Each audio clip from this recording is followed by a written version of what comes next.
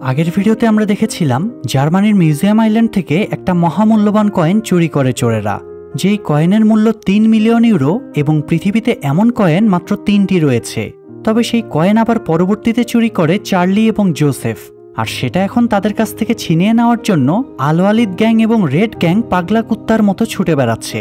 অন্যদিকে আবার তাদের পিছনে পুলিশও লেগে যায়। তো এখন এটাই দেখার পালা যে শেষ পর্যন্ত কয়েনটা ঠিক কার কাছে যাবে এবং কোন গ্যাংয়ের ক্ষমতা সবচেয়ে বেশি। তবে যারা পার্ট 1 দেখেননি, কমেন্টে লিংক দেওয়া আছে, আগে সেটা দেখে নিন। আর বাকিরা এই ভিডিওটাতে একটা লাইক দিয়ে দিন প্লিজ। এপিসোড 5-এর শুরুতে দেখা যায় জোসেফ ড্রিঙ্কস করেই চলেছে, কোনো থামাথামি নেই তার। যেন 10 বছরের ড্রিঙ্কস সে একদিনে খেয়ে শোধ করছে। ড্রিঙ্কস করে যখন তার টালমাটাল অবস্থা, তখন রুডির গ্যাংয়ের বাকি ছেলেরা তাকে মেরে সেখানে ফেলে রেখে চলে যায়। মার খেয়ে উঠে সে আবারও ড্রিঙ্কস করতে শুরু করে। এ সময় রেডের ছেলে রিও সেখানে কিলারকে নিয়ে চলে আসে। কিলার গান পয়েন্ট করে জোসেফকে জিজ্ঞেস করে চার্লি কোথায়, আর কয়েনটাই বা কোথায় আছে। জোসেফ বলে সে জানে না। তখনই আবার সেখানে চার্লিও ফিরে আসে। চার্লি আর কিলারের মাঝে হাতাহাতি শুরু হয়ে যায়। তখন জোসেফ প্রথমে রিওকে মারে, তারপরে একটা ভারী জিনিস দিয়ে কিলারকে থেতিয়ে ফেলে। এরপরে চার্লি উঠে জোসেফকে জোর করে বাইরে নিয়ে আসে আর রিওদের গাড়িতে তুলে নেয়। তারপরে গাড়ি নিয়ে সেখান থেকে পালিয়ে মার্সেলির দিকে যাত্রা করে সামিরা আর জোনাসকে বাঁচাতে। এদিকে সামিরা জোনাসকে নিয়ে কোনোভাবে হোটেলে ফিরে আসে। তখন একজন ইনফর্মার সিঁড়িতে দাঁড়িয়ে তাকে ফলো করছিল। সামিরা ফোনে চার্লির বন্ধু রামির সাথে যোগাযোগ করে বলে সে হোটেলে ঠিকঠাকভাবে পৌঁছে গিয়েছে। তখন রামি আবার তার ম্যাডাম, মানে সেই লেডি গ্যাংস্টার যে রামিকে ধরে পিটিয়েছিল, সেই ম্যাডামকে ফোন দিয়ে বলে সে যেন ওই হোটেলে লোক পাঠিয়ে দেয়। সামিরা ছেলেকে নিয়ে সেখানেই আছে। তবে তাদের পেছনে এখন অ্যারাবিয়ান গ্যাংও পড়ে আছে, তাই ওরা তাদেরকে ধরে ফেলার আগেই ম্যাডাম যেন তাদেরকে তুলে নিয়ে যায়। আসলে রামি হঠাৎ এমন কেন করছে, ব্যাপারটা আমরা একটু পরে ক্লিয়ার হতে পারবো। অন্যদিকে দেখা যায় জোসেফ আর চার্লি আসার পথে একটা বিচের ধারে গাড়ি থামায়। যদিও জোসেফই গাড়ি থামানোর জন্য জোরাজোরি করছিল। গাড়ি থামানোর পরে জোসেফ গাড়ি থেকে নেমে সমুদ্রে নেমে যায় আর সুইসাইডের চেষ্টা করে। চার্লি সেটা দেখতে পেয়ে দ্রুত ছুটে গিয়ে জোসেফকে তুলে তীরে নিয়ে আসে। আসলে জোসেফ তার জন্ম পরিচয় নিয়ে একটু আপসেট থাকত। তার বাবা তাকে স্বীকার করত না, এই ব্যাপারটা থেকে আজীবন ছোট করে রেখেছে। চার্লি তখন জোসেফকে রিকোয়েস্ট করে সে যেন তার বাবার পাঠানো চিঠিটা একবার পড়ে দেখে। তারপরে যদি সে মরতে চায় তবে চার্লি আর তাকে আটকাবে না। চার্লির কথা মতো জোসেফ এবার শান্ত হয়ে বাবার চিঠিটা খুলে পড়তে শুরু করে। বাবা জোসেফকে লিখেছে তিনি জোসেফকে নিয়ে চিন্তিত।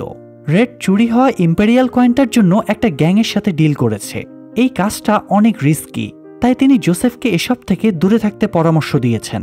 সেই সাথে শেষে তিনি লিখেছেন জোসেফই ওনার একমাত্র ছেলে, তাই তিনি জোসেফকে সমস্ত সম্পত্তি উইল করে দিয়ে যাচ্ছেন। বাবার চিঠি পড়ে জোসেফ কাঁদতে শুরু করে। তার মনের ভেতরে থাকা পাথরটা এক নিমিষেই নেমে যায়। জোসেফ শান্ত হলে তারা আবারও গাড়ি নিয়ে বেরিয়ে পড়ে। এদিকে সামিরা জোনাসকে নিয়ে হোটেল রুমে বসেছিল। তখন সেখানে রামি আসে। দরজার লুকিং হোল দিয়ে রামিকে দেখে সামিরা দরজা খুলে দেয়। রামি ভেতরে ঢুকে সামিরাকে জিনিসপত্র গুছিয়ে নিতে বলে। সে তাদেরকে একজন ম্যাডামের কাছে নিয়ে যাবে যে তাদের সাহায্য করবে। এটা শুনে সামিরা জিজ্ঞেস করে, তুমি কি সেই ম্যাডামের কথা বলছো যে তোমাকে রেস্টুরেন্টে ধরে পিটিয়েছিল? রামি কথা ঘুরিয়ে বলে সেটা আলাদা ব্যাপার ছিল, আর এবার ম্যাডাম তাদেরকে সত্যিই সাহায্য করবে। রামি তাদেরকে নিয়ে যাওয়ার জন্য জোরাজুরি করতে থাকে। তখন জোনাস একটা সেন্সলেস করার ইনজেকশন রামির ঘাড়ে পুশ করে দেয়। মূলত হোটেলে ফেরার আগে আত্মরক্ষার জন্য সামিরা এরকম কয়েকটা ইনজেকশন নিয়ে এসেছিল। যাই হোক, ইনজেকশনের প্রভাবে রামি সাথে সাথেই সেন্সলেস হয়ে যায়। তখন সামিরা চার্লিকে ফোন করে রামির ব্যাপারে জানায়। এরই মধ্যে আবার সেখানে তারেক আর লোকাল গ্যাং চলে আসে। সামিরা দরজা না খুললে তারা দরজা ভাঙতে শুরু করে। তখন সামিরা জোনাসকে নিয়ে টয়লেটে ঢুকে জানালা দিয়ে বেরিয়ে পাশের একটা অ্যাপার্টমেন্টে ঢুকে পড়ে। কিন্তু দরজা খোলার আওয়াজ পেয়ে গ্যাংস্টাররা আবারও তাদের খুঁজতে সেদিকেই চলে যায়। ওই অ্যাপার্টমেন্টের ভেতরে ঘরের দরজা বন্ধ ছিল, তাই ফোনে চার্লি সামিরাকে দরজা খোলার টেকনিক শিখিয়ে দেয়। তারা সেভাবে চেষ্টা করে দরজা খুলে ভেতরে ঢুকে পড়ে। কিন্তু দরজা ধাক্কানোর আওয়াজ পেয়ে তারেকও সেখানে চলে আসে। সে দরজার অপর পাশে কান পেতে থাকে ভেতরে কিছু শোনা যায় কিনা। তারেকের উপস্থিতি টের পেয়ে সামিরা আর জোনাস ঘাপটি মেরে চুপ করে থাকে। বাইরে এই সময় লোকাল গ্যাং লিডার তারেককে ডাক দিলে সে আর এদিকে মনোযোগ না দিয়ে ফিরে যায়, আর সামিরা এবং জোনাস এবারের মতো প্রাণে রক্ষা পায়। যাই হোক, এদিকে রেড ফরেন গ্যাংস্টারদেরকে ঠিক সময়ে কয়েনটা হ্যান্ডওভার করতে না পারায় তারা রেডকে টর্চার করতে শুরু করে। তারা রেডকে গুলি করতেই যাচ্ছিল, তখনই অফিসার নিনার ডেকে আনা কোবরা ইউনিট সেখানে পৌঁছে যায়। নিনা কোবরা ইউনিট নিয়ে ভেতরে ঢুকে পরিস্থিতি নিজের নিয়ন্ত্রণে নিয়ে নেয়। রেড আর গ্যাংস্টাররা তখন উপরে অবস্থান করছিল। রেড তাদেরকে অফার করে তাকে ছেড়ে দিতে, বিনিময়ে সে তাদেরকে সিক্রেট পথ দিয়ে বাইরে বের করে নিয়ে যাবে। গ্যাংস্টারদের একজন তখন রেডের বাঁধন খুলে দিয়ে তাকে নিয়ে বাইরে বের হয়ে যাচ্ছিল। তবে হঠাৎ আচমকা রেড একটা ছুরি বের করে লোকটাকে এক ঘায়েলে মেরে ফেলে। এ সময় আবার আরেক চমক ঘটে যায়। কোথা থেকে গ্যাংস্টার হাসান আল ওয়ালিদ চলে আসে আর সে রেডকে ঘায়েল করে তাকে তুলে নিয়ে যায়। কারণ কয়েন চুরি আর করিমের মার্ডারের নির্দেশ তো এই রেডই দিয়েছিল। এদিকে নিনা জোসেফের বান্ধবী এলিনাকে বারে পেয়ে তাকে জেরা করতে শুরু করে যে জোসেফ এখন কোথায় আছে। পরিস্থিতি বুঝে সে নিনাকে জানিয়ে দেয় জোসেফ এখন মার্সেইলিতে আছে। অন্যদিকে হাসানকে দেখা যায় সে রেডকে নিয়ে একটা জঙ্গলের ভেতরে আসে, তারপরে রেডকে মেরে ফেলে। তবে মরে যাওয়ার আগে রেড হাসানকে একটা টুইস্টেড সত্যি বলে যায়। সেটা হলো রেডকে যে ব্যক্তি কয়েনের ব্যাপারে খোঁজ দিয়েছিল সে মূলত হাসানের ফ্যামিলিরই একজন। এটা শুনে হাসানও খুব বিমর্ষ হয়ে যায়। এদিকে চার্লি আর জোসেফ মার্সেইলিতে পৌঁছে যায়। চার্লি সামিরাকে ফোন করে রেডি হয়ে নিতে বলে এবং নিজের অ্যাড্রেস শেয়ার করতে বলে। তো সামিরা সেই বাড়ি থেকে বের হওয়ার আগেই বাড়ির মালিক মাতাল হয়ে বাড়িতে ফিরে আসে। সে সামিরা আর জোনাসকে দেখে ভয়ে বাইরে চোর চোর বলে দৌড়াতে শুরু করে। তাই সামিরা জোনাসকে নিয়ে বাইরে বেরিয়ে দ্রুত চলে যাচ্ছিল। তখনই তাদের সামনে একটা গাড়ি এসে থামে। তারপরে কয়েকজন তাদেরকে গাড়িতে তুলে নিয়ে চলে যায়। ততক্ষণে চার্লিও সেখানে পৌঁছে গিয়েছিল। তার সামনে দিয়েই গাড়িটা চলে যায়, কিন্তু সে কিছুই করতে পারে না। নিরুপায় হয়ে দাঁড়িয়ে থাকে সে। আর এপিসোড 5 এখানেই শেষ হয়ে যায়। এপিসোড 6 এর শুরুতে দেখা যায় তারেক এবং লোকাল গ্যাং লিডার শেরিফ রামিকে তুলে নিয়ে গিয়েছে। তারা রামিকে ইলেকট্রিক শক দিয়ে টর্চার করে চার্লি এবং তার পরিবারের ব্যাপারে জিজ্ঞাসা করছিল। অন্যদিকে চার্লি আর জোসেফকে দেখা যায় তারা হোটেলের ভেতরে ঢুকে সিঁড়িতে বসে থাকা লোকটাকে দেখতে পায়। চার্লি লোকটাকে কলার চেপে এখানে কি ঘটেছিল জিজ্ঞেস করে। তখন লোকটা জানায় এখানে রামি এসেছিল। তারপরে আরও দুজন এখানে এসেছিল। তাদের মধ্যে একজন ছিল লোকাল একটা গ্যাংয়ের লিডার যার নাম শেরিফ। লোকটা শেরিফের অ্যাড্রেস চার্লিকে দিয়ে দেয়। কিন্তু এত বড় গ্যাংয়ের সাথে তো চার্লি আর জোসেফ লড়াই করতে পারবে না। তাই চার্লি তার একজন পুরনো লোকের সাথে দেখা করে। চার্লি সেই লোকটা এবং তার দলকে টাকার বিনিময়ে ভাড়া করে। তারা শেরিফের আস্তানাতেই যাবে, তার আগেই তারেক রামিকে টর্চার করে তাকে দিয়ে চার্লিকে ফোন করায়। রামি চার্লিকে ৭৮ নাম্বার রুমে আসতে বলে। ফোন কেটে দেওয়ার পরে জোসেফ চার্লিকে বলে এটা হয়তো একটা ট্র্যাপ। তারা রামিকে দিয়ে চার্লিকে ধরতে চাইছে, কিন্তু চার্লি বলে রামি আসলে তাকে ৭৮ নাম্বার রুমে যেতে বলেনি, বরং এটা একটা কোড ল্যাঙ্গুয়েজ। রামি তাকে হয়তো ইনডিরেক্টলি ৭ বা ৮ তলার কথা বলেছে। তো এরপরে তারা পরবর্তী পদক্ষেপের জন্য রেডি হয়ে যায়। এদিকে সামিরা আর জোনাসকে দেখা যায় তাদের তুলে এনে একটা সুন্দর জায়গায় রাখা হয়েছে। তাদেরকে মূলত রামি সেই ম্যাডাম লেডি গ্যাংস্টারই তুলে আনিয়েছে, কিন্তু সেটা ঠিক কেন সেটা এখনো বোঝা যাচ্ছে না। তো ম্যাডাম তাদের সাথে গিয়ে দেখা করে, তারপরে অভ্যর্থনা জানিয়ে আবারও ফিরে যায়। এরপরে সিন শিফট হয়ে দেখা যায় হাসান আল ওয়ালিদও শেরিফের আস্তানায় চলে এসেছে। শেরিফের লোকজন তাকে চিনতে না পেরে গান পয়েন্টে রাখে। তখন তারেক এসে তাকে ভেতরে নিয়ে যায়। এরই মধ্যে আবার চার্লিও শেরিফের বাড়ির ভেতরে ঢুকে পড়ে। তবে শেরিফ দরজা খোলার আওয়াজ পেয়ে অ্যালার্ট হয়ে যায়। সে প্রায় চার্লিকে ধরেই ফেলেছিল, তখন তার এক লোক তাকে নিচে ডাকে, তাই সে নিচে বাইরে চলে যায়। এ সময় শেরিফের বাড়ির নিচে চার্লির ভাড়া করা লোক একটা রিমোট কন্ট্রোল গাড়ি পাঠিয়ে দেয়। গাড়ির সাথে একটা মোবাইলও আটকানো ছিল। মোবাইলটা তাদের সামনে যেতেই লোকটা ওই ফোনে কল করে। কলটা শেরিফ রিসিভ করলে লোকটা তাকে কনভিন্স করে সে যেন তার সাথে রামির কথা বলিয়ে দেয়। লোকটার কণ্ঠ শুনে শেরিফ বুঝে যায় এটা কর্সিয়ান গ্রুপের কেউ, এরা খুব সাংঘাতিক দস্যু। তাই শেরিফ ঘাবড়ে গিয়ে ফোনটা নিয়ে উপরে চলে যায় রামির সাথে কথা বলানোর জন্য। রামিকে আবার তখন হাসান আর তারেক জিজ্ঞাসাবাদ করছিল। হাসান রামিকে দেখেই চিনে ফেলে, কারণ সেও আসলে পুরনো পাপী। রামি আগে বার্লিনে একটা গ্যাংয়ের হয়ে কাজ করত। তো হাসান রামিকে চার্লির ব্যাপারে জিজ্ঞেস করলে রামি বলে চার্লি এখানে নিশ্চয়ই আসবে, তারা যেন রামিকে ভরসা করে। কিন্তু হাসান বুঝে যায় রামি তাদের সাথে ছলনা করছে। তারেক তাই রামির দিকে গান পয়েন্ট করলে তখনই সেখানে শেরিফ চলে আসে এবং থতমত খেয়ে বলে এখানে কর্সিয়ানরা চলে এসেছে, তারা রামিকে চায়। এরই মধ্যে আবার কর্সিয়ানরা নিচে শেরিফের গ্যাংয়ের উপরে অ্যাটাক করে দেয়। দুই পক্ষের মধ্যে ব্যাপক গোলাগুলি শুরু হয়। শেরিফও নিজের গ্যাংকে বাঁচাতে নিচে নেমে আসে। সবাই যখন নিচে কর্সিয়ানদের সামলাতে ব্যস্ত, চার্লি তখন একটু একটু করে ভেতরে ঢুকে রামিকে খুঁজে বেড়াচ্ছিল। হাসান আর তারেক তখনও রামিকে ইলেকট্রিক শক দিয়ে টর্চার করছিল। তাই তার চিৎকারের আওয়াজ পেয়ে চার্লি তার এক্স্যাক্ট লোকেশন বুঝে যায়। তাই সে উপরে উঠে গিয়ে পেছন থেকে হাসানকে আঘাত করে তাকে ফেলে দেয়। রামিও তারেককে জোরে মাথা দিয়ে আঘাত করে অজ্ঞান করে দেয়। হাসানের মতো এত বড় একজন গ্যাংস্টারের সামনে এভাবে দাঁড়াতে চার্লিও একটু আনইজি ফিল করছিল। তবুও নিজেকে সামলে নিয়ে সে হাসানকে নির্দেশ দেয় রামির বাঁধন খুলে দেওয়ার জন্য। হাসান চোখ গরম করে চার্লিকে থ্রেট দেয়, তুই দুনিয়ার যেখানেই থাকিস না কেন আমি তোকে ঠিক খুঁজে বের করব। চার্লি তখন হাসানকে আর কিছু করার সুযোগ না দিয়ে তার হাত হ্যান্ডকাফে বেঁধে দিয়ে রামিকে নিয়ে বেরিয়ে যায়। এদিকে শেরিফ বুঝে যায় তাদের এতক্ষণ বলদ বানানো হয়েছে। তাদের উপরে যারা অ্যাটাক করেছিল তারা কর্শিয়ান না, বরং তারা কর্শিয়ানদের স্টাইলে অ্যাটাকের নাটক করে তাদের মনোযোগ এদিকে সরিয়ে রেখেছিল। আর এই সুযোগটাই কাজে লাগিয়ে চার্লি রামিকে নিয়ে পালাতে সক্ষম হয়। শেরিফ পুরো ব্যাপারটা বুঝতে পেরে ভেতরে দৌড় দেয়। তখন সে চার্লি আর রামিকে দেখতে পেয়ে গুলি চালাতে শুরু করে। তবুও ভাগ্যক্রমে তারা গাড়িতে উঠে পড়ে, তাই বেঁচে যায়। এদিকে তারেক জ্ঞান ফিরে দেখতে পায় হাসান হাতকড়া খোলার জন্য ছটফট করছে। তারেকের সামনেই তখন হাসানের গানটা পড়েছিল। সে গানটা তুলে নিয়ে এক মুহূর্তের জন্য ভাবে সে হাসানকে গুলি করে মেরে দিবে কিনা।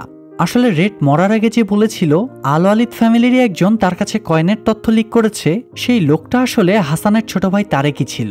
যাই হোক, তবে শেষ মুহূর্তে তারেক নিজের ভাইকে মারার সিদ্ধান্ত বাদ দিয়ে তাকে মুক্ত করে দেয়। অন্যদিকে দেখা যায় চার্লি বাকিদের নিয়ে সেফ প্লেসে পৌঁছে গিয়েছে। চার্লি রামিকে জিজ্ঞেস করে গ্রিসেলডাকে। রামি বলে সে এই ব্যাপারে পরে কথা বলবে। তখন চার্লি তার উপর চেঁচাতে শুরু করে, কারণ সে সামিরা আর জোনাসের জন্য চিন্তিত ছিল। রামি নিশ্চয়তা দেয় সামিরা আর জোনাস সেফ আছে।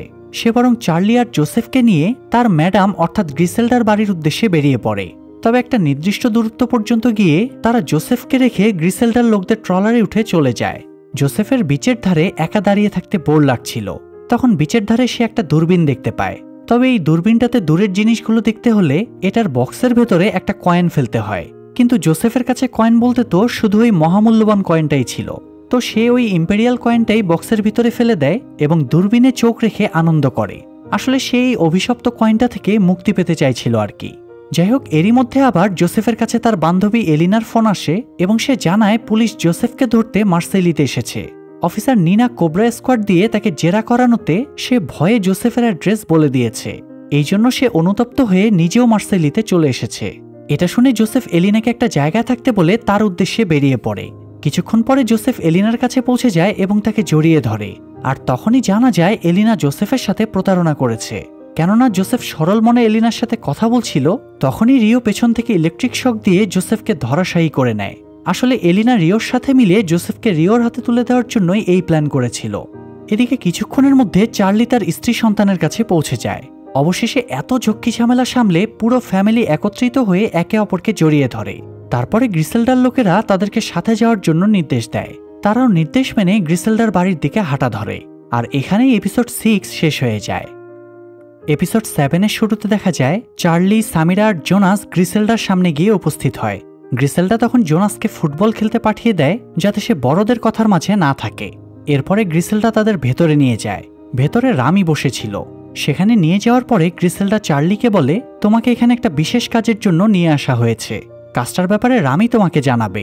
রামি তখন জানায় কিছুদিন আগে সে একটা ভুল তথ্য পেয়েছিল।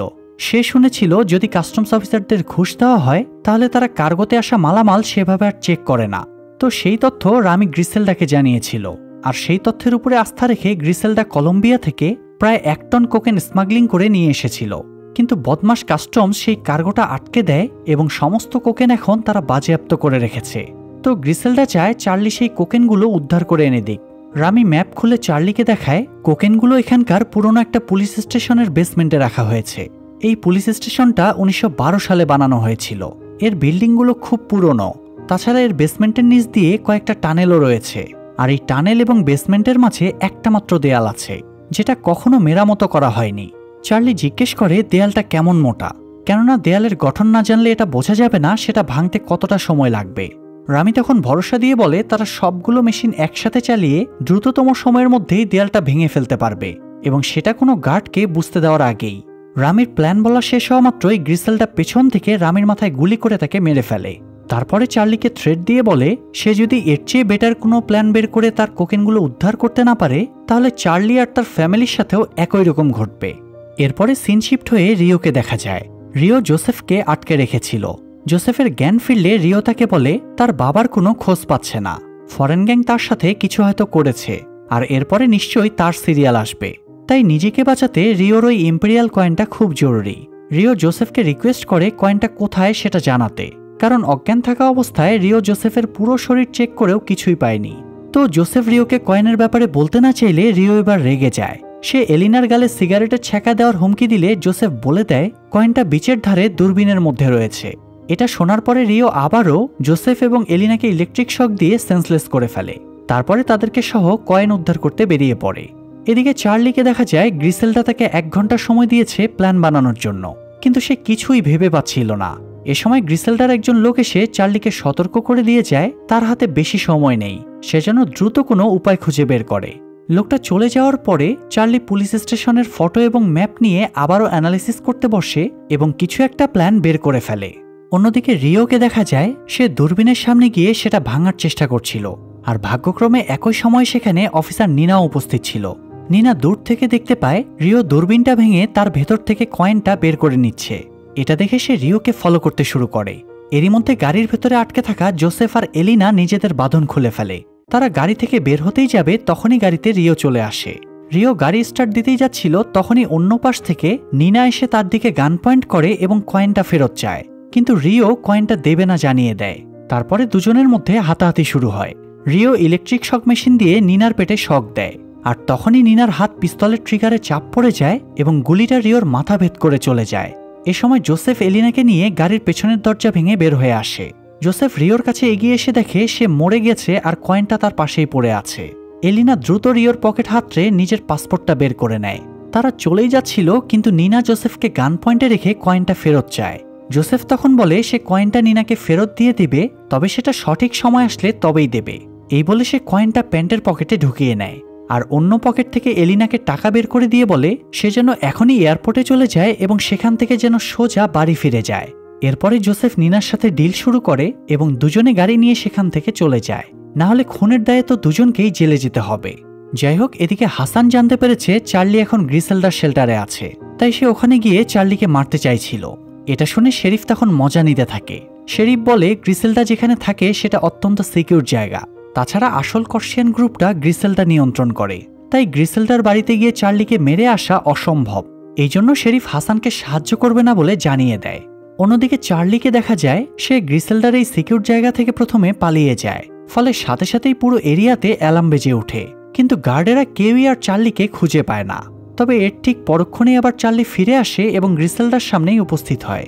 আসলে চার্লি গ্রিসেলডাকে বোঝাতে চাইছিল তাকে দুনিয়ার কোনো সিকিউর জায়গাতেই আটকে রাখা সম্ভব না, তাই গ্রিসেলডা যেন তার সাথে বেশি হাঙ্কিপাঙ্কি না করে।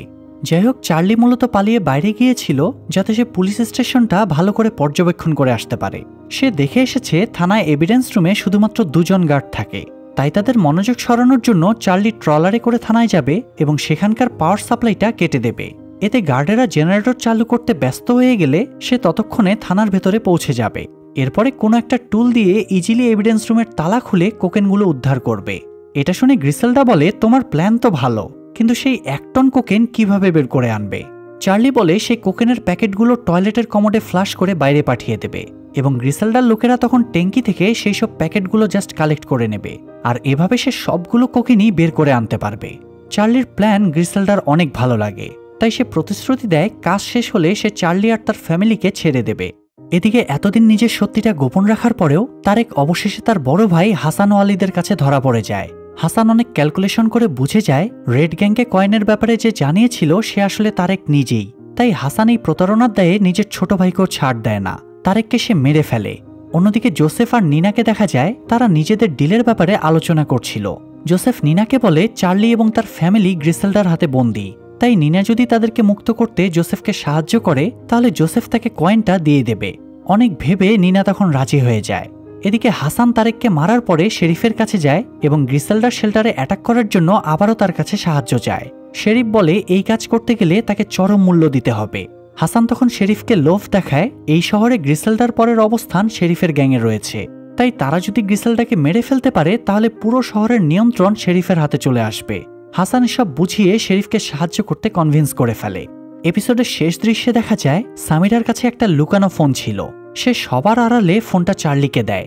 চার্লি সেই ফোন থেকে লুকিয়ে জোসেফকে ফোন করে আর তার কাছে সাহায্য চায়। আর এই সাসপেন্স নিয়ে এপিসোড 7 এখানেই শেষ হয়ে যায়। তো দেখতে দেখতে আমরা এপিসোড 8 মানে একদম লাস্ট এপিসোডে চলে আসলাম। এই এপিসোডের শুরুতে দেখা যায় সকালে চার্লিকে প্রয়োজনীয় জিনিসপত্র দিয়ে থানার উদ্দেশ্যে পাঠিয়ে দেওয়া হয়। চার্লির সাথে সার্স নামের একজনকে পাঠানো হয় যাতে সে কোনো ট্রিক্স খেলতে না পারে। এদিকে জোসেফের কাজ ছিল গ্রিসেলডার বাড়ির চাবি কপি করে সেটা সামিরার কাছে পৌঁছে দেওয়া এবং সামিরা আর জোনাসকে সেফলি বের করে আনা। তো এই জন্য তারা একটা মিউচুয়াল প্ল্যান বানায়। সামিরা গ্রিসেলডাকে বলে সে জানে না আজকের পরে তারা আর বেঁচে থাকবে কিনা, তাই সে আজকের দিনটা জোনাসের সাথে খেলা করে কাটাতে চায়। এটা শুনে গ্রিসেলডা তাদের ফুটবল খেলার অনুমতি দেয়। সামিরা তাই জোনাসকে নিয়ে জঙ্গলের পাশের একটা ফিল্ডে খেলতে যায়। এ সময় জঙ্গলের ভেতরে একটা জায়গায় নিনা লুকিয়েছিল, আর জোসেফ তখন চার্লি আর সার্চকে ফলো করছিল। গ্রিসেলডার ভিলা থেকে বের হওয়ার আগে সার্চ তার পোশাক খুলে একটা জায়গায় রাখে। তার পোশাকের ভেতরে সামিরাকে যে ঘরে আটকে রাখা হয়েছিল সেই ঘরের চাবি ছিল। তারা ভিলার এক্সিট পয়েন্টে যাওয়ার পরে জোসেফ সার্চের সেই চাবির ছাপ নিয়ে নেয়। তারপরে সেই ছাপের উপরে ম্যাটেরিয়াল ঢেলে নতুন চাবি বানিয়ে নেয় এবং সেই চাবিটা সে একটা ফুটবলের মধ্যে ঢুকিয়ে আঠা দিয়ে ফুটবলের ফুটোটা জোড়া লাগিয়ে দেয়। এরপরে জোসেফও জঙ্গলের মধ্যে এসে নিনার পাশে বসে থাকে। এবার সুযোগ বুঝে জোনাস তার খেলার ফুটবলটা জোরে কিক মারে। এতে ফুটবলটা জঙ্গলের ভেতরে চলে যায় এবং একটা গাছে আটকে যায়। তখন জোসেফ তার চাবি ঢোকানো ফুটবলটা নিচে ফেলে রাখে। একটু পরে একজন গার্ড এসে সেই ফুটবলটা কুড়িয়ে নিয়ে গিয়ে জোনাসকে দেয়। জোনাস ফুটবলটা চেক করে মায়ের দিকে ইশারা করে বলে তাদের প্ল্যান সাকসেস হয়েছে। এদিকে চার্লি ট্রলার নিয়ে থানার সীমানায় পৌঁছে যায়। এবার আর সার্চ তার সাথে যায় না, তবে সে চার্লির সাথে লুক নামের একজনকে পাঠিয়ে দেয় এবং নিজে দূর থেকে চার্লির উপর নজর রাখতে থাকে। চার্লি ভেতরে ঢোকার আগে সার্চকে অনুরোধ করে বলে সে যদি নিজের কাজে ব্যর্থও হয় তবুও যেন তার স্ত্রী সন্তানকে তারা ছেড়ে দেয়, কেননা ওদের তো আসলে কোনো দোষ নেই। সার্চ চার্লির কথার কোনো গুরুত্ব না দিয়ে তাকে কাজে মন দিতে বলে আর লুককে ইলেকট্রিসিটি সাপ্লাই কেটে দিতে নির্দেশ দেয়। লুক লাইন কেটে দিতেই চার্লি ভেতরে ঢুকে যায়। তারপরে ওয়াকিটকিতে সার্চকে বলে দূরত্ব বেশি হয়ে যাওয়ায় তাদের ওয়াকিটকি লাইন এখনই কেটে যাবে, তাই সার্চ যেন দ্রুত সেখানে চলে যায়। ফ্লাশ করার পরে কোকেনগুলো গিয়ে যেখানে জমা হবে। সার্চ চার্লির কথা মতো সেখান থেকে বেরিয়ে পড়ে। আর এই সময়ই থানার সামনে জোসেফ এসে গাড়ি নিয়ে হাজির হয়। তখন চার্লি জোরে দৌড় লাগায়।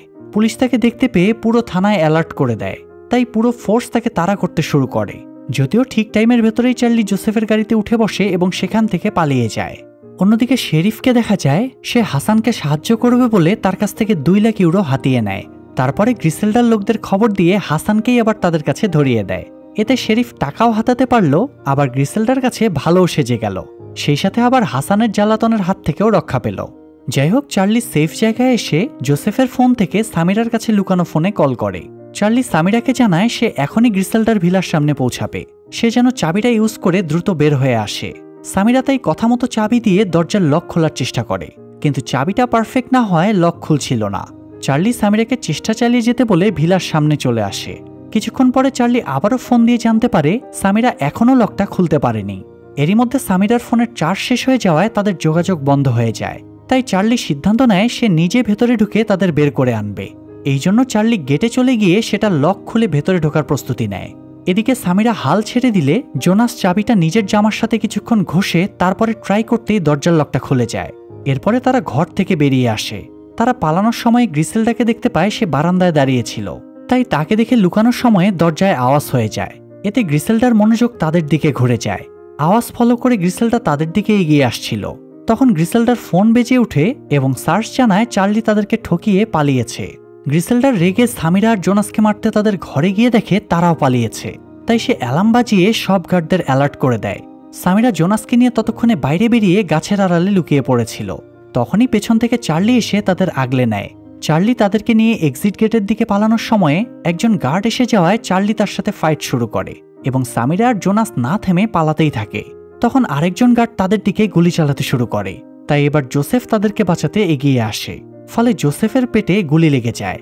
তবুও সে তাদের সেফলি বাইরে এনে নিনার গাড়িতে উঠে পড়ে। তারপরে তারা সেখান থেকে পালিয়ে যায়, কিন্তু চার্লি গার্ডদের হাতে ধরা পড়ে যায়।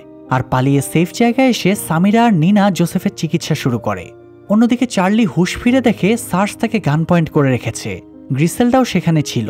গ্রিসেলডা চার্লির প্রতারণার জন্য খুব আপসেট ছিল। এরই মধ্যে সেখানে হাসানকেও নিয়ে আসা হয়। নিজের এলাকা ছেড়ে গ্রিসেলডার এলাকায় এসে ষড়যন্ত্র করায় হাসানের উপরেও গ্রিসেলডা ক্ষেপেছিল। তাই দুজনের উপরে প্রতিশোধ নেওয়ার জন্য সে একটা গেমের আয়োজন করে। সে চার্লি আর হাসানকে একটা চেইন দিয়ে একে অপরের সাথে বেঁধে দিয়ে তাদের ফাইট করতে বলে। এরপর যে বেঁচে থাকবে তাকে ছেড়ে দেওয়া হবে। তো বাঁচার তাগিদে দুজনের মধ্যে ফাইট শুরু হয়, আর গ্রিসেলডা গ্যাং নিয়ে সেই ফাইট এনজয় করতে থাকে।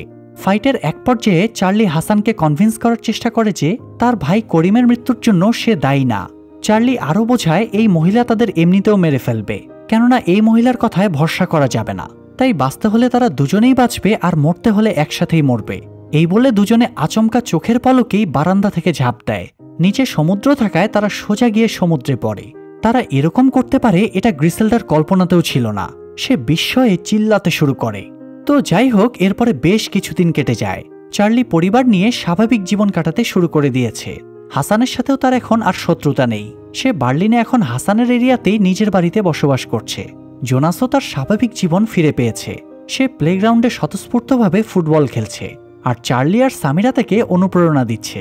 অন্যদিকে সিন শিফট হয়ে আমাদের জোসেফ আর নিনাকে দেখানো হয়। জোসেফ প্রতিশ্রুতি মতো নিনাকে কয়েনটা দিয়ে দেয়। নিনা তখন কোনো একজনকে ফোনে কয়েনটার কথা বলে। ফোনের অপর পাশের লোকটা নিনার কাছে কাউকে পাঠাতে চায় কয়েনটা নেওয়ার জন্য, কিন্তু নিনা বলে সে লোকটার সাথে পার্সোনালি দেখা করে কয়েনটা ফিরিয়ে দেবে। এরপরে ফোন কাটতেই নিনা আর জোসেফ নতুন কোনো মিশনে বেরিয়ে পড়ে, আর সিরিজটাও এখানেই শেষ হয়ে যায়। প্রিয় দর্শক, প্রথম সিজনের শেষে বেশ কিছু প্রশ্ন থেকে যায়, যেমন চার্লি আর হাসান যেভাবে গ্রিসেলডাকে বোকা বানিয়েছে, তাতে নিশ্চয়ই সে এখন আরও বেশি করে শত্রুতা শুরু করবে। তো কি হতে পারে গ্রিসেলডার পরবর্তী পদক্ষেপ? তাছাড়া শেষ দৃশ্যে দেখা যায় নিনা আর জোসেফ কারোর সাথে কয়েনটা ডিল করছে। তো সেই লোকটা আসলে কে? নিনার সাথে তার পুরনো কোনো বোঝাপড়া আছে কিনা? না হলে একজন সৎ পুলিশ অফিসার হয়েও নিনার এরকম কাজের কি মানে থাকতে পারে? এসব প্রশ্নের উত্তর জানতে হয়তো এই সিরিজের দ্বিতীয় সিজনও নিয়ে আসা হতে পারে। তাই যদি কখনো সেকেন্ড সিজন আসে তাহলে সেটারও এক্সপ্লেন করব আমরা। তাই এই সিরিজটা ভালো লাগলে চ্যানেলটা সাবস্ক্রাইব করে রাখুন। দেখা হবে পরবর্তী ভিডিওতে। আল্লাহ হাফেজ।